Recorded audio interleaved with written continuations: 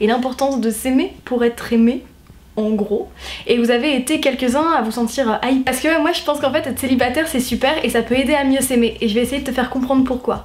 Bon alors ok, ça va pas te paraître hyper crédible dans la bouche d'une meuf en couple. Je compte plus le nombre de fois où je me suis fait envoyer péter par des potes célibes à qui j'essayais de remonter le moral pour cette raison. Genre je suis née paxée, tu sais. Mais le célibat c'est vachement bien. En fait je pense pas que le célibat soit mieux qu'être en couple ou qu'être en couple soit mieux que le célibat. Je pense que les deux peuvent nous apporter énormément de choses à plein de niveaux. Et qu'il faut se contenter de ce qu'on a sur le moment. C'est mon côté piste. Oh je suis piste.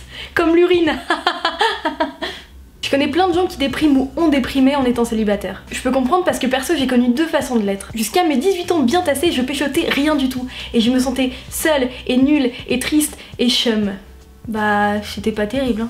Mais ensuite quand je me retrouvais seule entre deux histoires, et bah je réapprenais à apprécier plein de petites joies. Genre voir mes potes jusqu'à plus soif, passer des nuits entières à écrire des débuts de romans, que je n'ai jamais fini, sinon je vous l'aurais dit. Et me couper les ongles dans le lit.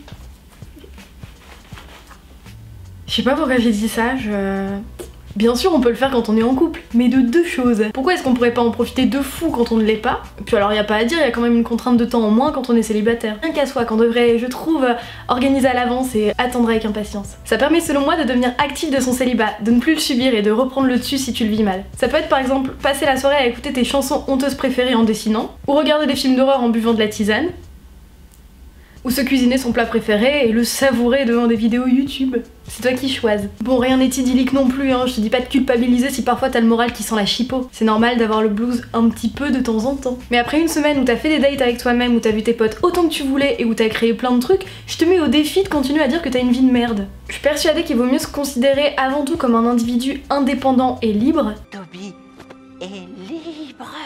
Qui peut parfois, ou souvent, ou longtemps, se retrouver engagé sentimentalement, plutôt que comme quelqu'un qui attend d'être en couple, ou quelqu'un qui fait partie d'un couple. Les deux sont pas antinomiques, mais... Et c'est une notion importante que tu sois célibataire ou en couple, je trouve. Je serais dévastée si je devais me séparer de mon mec, évidemment, mais je sais que je me connais, et je sais que je sais comment je réagis, et je sais que j'ai de la valeur en tant que personne, et pas seulement en tant que meuf d'eux, et je sais que ma vie pue pas trop la merde quand je suis seule, on ferait quand même des kilomètres de mort si ça devait arriver, hein.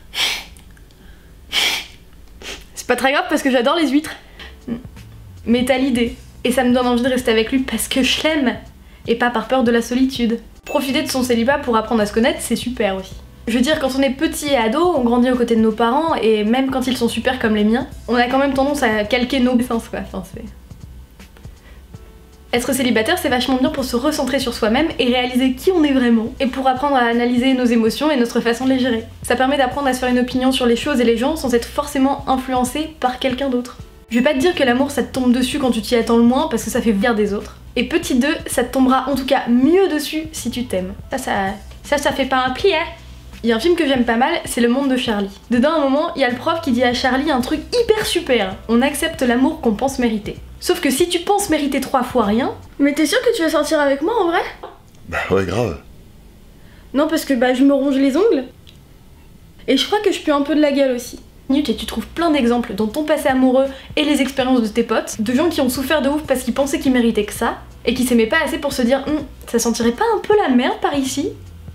Alors ça suffit les conneries, hein, on n'est pas chez les crados là. Profite de ton célibat pour apprendre à te connaître et à aimer tous les trucs super que t'as en toi et que t'es. Parce que t'es super, et que oui, bien sûr, tu mérites d'être aimé et respecté, ça fait pas un putain de pli. C'est peut-être aussi le moment de te poser la question de quelle sorte de relation pourrait te correspondre. Alors attends, à noter aussi que si t'es en relation, tu peux tout à fait apprendre à te connaître et à t'aimer également, hein. Enfin, je veux dire, entendons-nous. Il est jamais trop tard. Ouh là là, non. Si, quand on est mort, mais on va pas penser à ça, sinon ça fait bader. Il y a un risque bien sûr de trop aimer sa vie en tant que célibataire et de pas laisser de place naturellement à l'autre quand on se met en couple avec. C'est à moi ça! C'est à moi ça! Les toilettes c'est à moi. Bah non. Non! Ça aussi c'est à moi!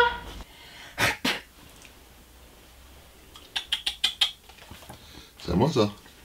Hein? Allez. Ah oui. Ah oui. C'est pas inévitable, hein. Pour gérer ce problème, heureusement dans notre quotidien ça nous dérange, ou si c'est juste parce qu'on n'a pas envie avec cette personne-là, c'est possible aussi. Et ça nous permet aussi de nous poser la question de quand ça nous dérange et pourquoi. Faut pas hésiter à en parler avec l'autre pour expliquer pourquoi parfois t'es moins sympa, et pour ajuster votre relation si besoin. La communication c'est la clé, wesh. Faut pas hésiter si tu sens que c'est nécessaire à aller voir un psy. Ça peut aider à y voir plus clair et je connais personne à qui ça a fait du mal.